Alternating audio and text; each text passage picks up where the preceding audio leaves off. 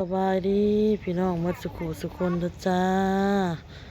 นี่กำลังเดินทางพี่น้องมาแวะเข้าห้องน้ำเด้อพี่น้องเด้ออ้นมนกับจุพูนพี่น้องเป็นเลาะถ่ายรูปอยู่ในสวนดอกไม้ไอเพชรกระถ่ายอยู่รถเด้อพี่น้องเด้อโมโหว่าสิฮอดจักโมงสิพักนอนอยู่ไสรอติดตามเด้อพี่น้องเด้อแวะเข้าห้องน้ำกันพี่น้องเมื่อสวนดอกไม้อีกงามงามสวนดอกไม้อีกงามเนาะเอ็ดบาก็เลยมันแดดประแดดที่อย่างนอกอ้น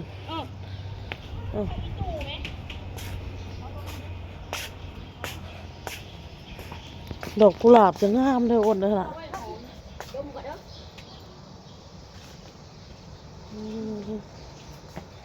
ดมซื่อๆมันอยู่ในต้นมันจะสวย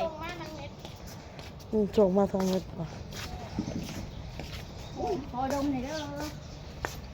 จะได้ว่าเจ้าของในมักธรรมชาติขนาดใช่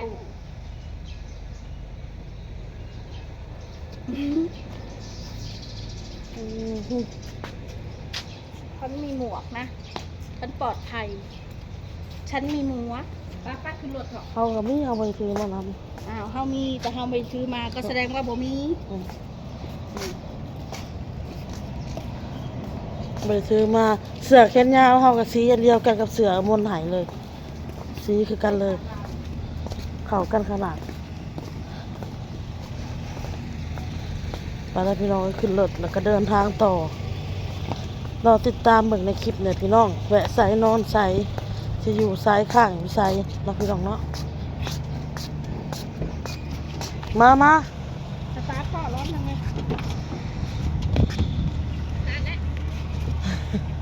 บอสตาร์ทกันมาแล้วนะ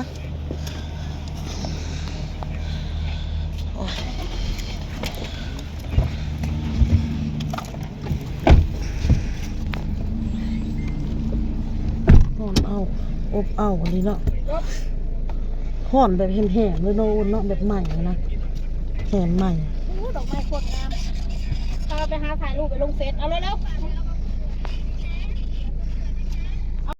แทนจอดรถอีกแล้วพี่น้องเมื่อกี้นี่จอดอยู่ปั๊มน้ำมันมื่อนี้มาจอดอยู่ริมหนองจอดกินข้าวกินน้ำพี่น้องแล้วละกินอิ่มแล้วกันจักสีหอดจักสุ่มจักงามจักสีหอดใส่แล้วพี่น้องเนาะที่แรกอ้นกับซีที่แรกมาน่ะอ้นกับซื้อนะอ้นกับซีซื้อเบียร์มาผ่าอันเอื้อยแล้วพี่น้องเนาะแต่ว่ากับว่าได้ผ่านโคราชพี่น้องมาผ่านทางพี่เพราะว่าเขาสิไปอันเอื้อยอ้ายเพิ่นสิพาอ้นไปอันเล่นทะเลก่อนเพราะว่าอ้นบ่เคยเห็นทะเลเลยอยากพาน้องน่ะไปก่อนเนาะก่อนสิไปเฮ็ดงานสิพาไปเบิ่งทะเลไปเล่นไปเห็นไปได้สัมผัสก่อนนะพี่น้องเนาะสัมผัสน้ำเค็มก่อนสัมผัสน้ำของน้ำเค็มก่อนลงเลยเด้อสินั่งถ่ายจะถึงเป็นหยังวะคือบ่ลงนำกัน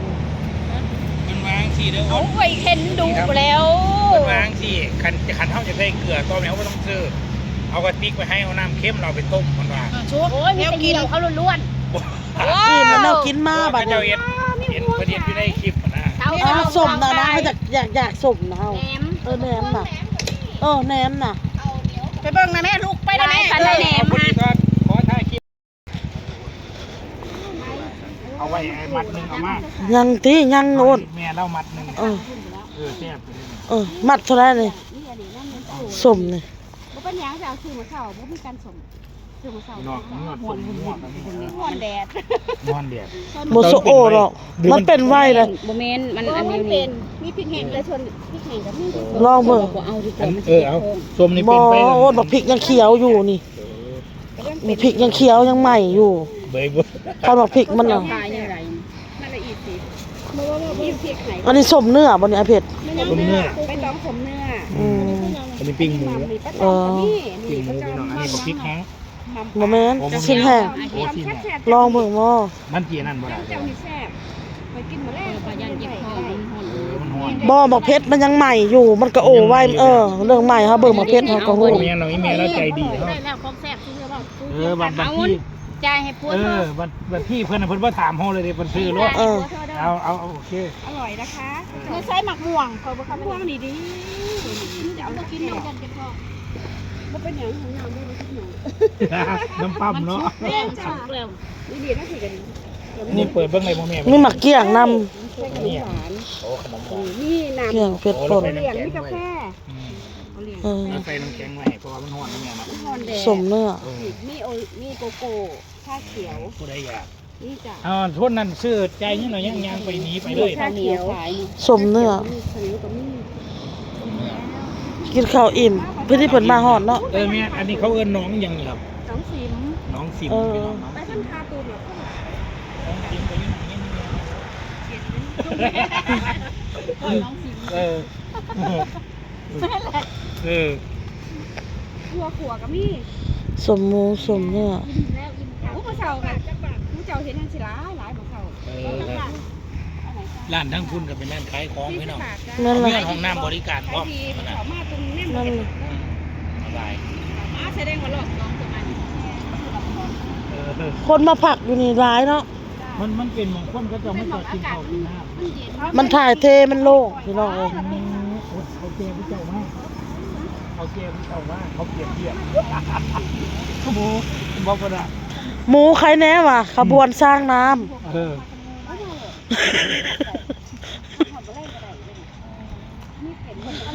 ที่จริงน่ะที่จริงน่ะอ้วนก็บ่ได้อ้วนปานใดมนก็บ่ปานใดเฮาพี่เฮานี่นักกว่าหมู่ ประมาณได้75 โล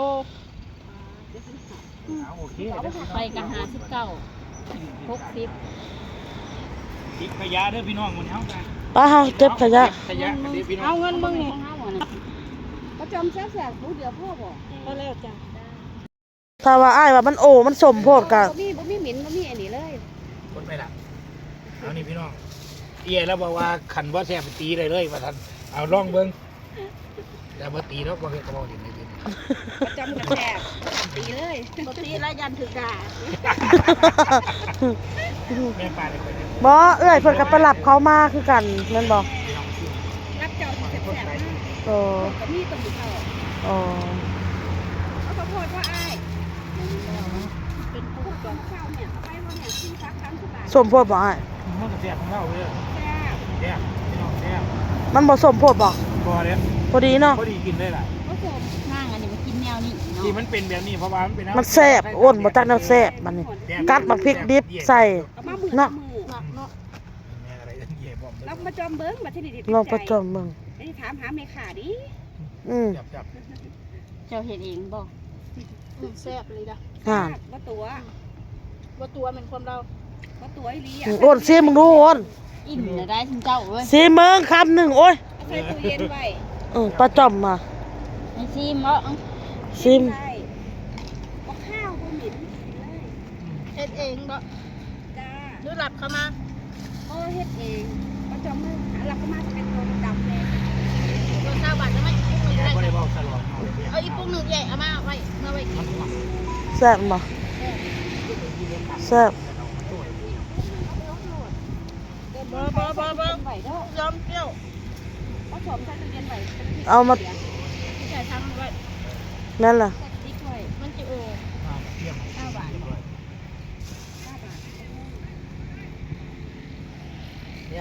แซ่บอืม ข้าวเดียวมัน ข้าวเดียวหมด ขอมาหนึ่งแล้วหนูบ่มันนี่คือมันจำ ปลาน้อยมีปลาน้อยมีกุ้งมีหยังมันก็แซ่บแหละ ผมว่าน้อยค่อยตัดชิ้นนึง แนมหน้าอะไร ปิดไวไฟเลย บ่ได้ปิดนะเฮาบ่ได้ปิดโอนเลยเมื่อเฮาสิออกจากอันนี้ก็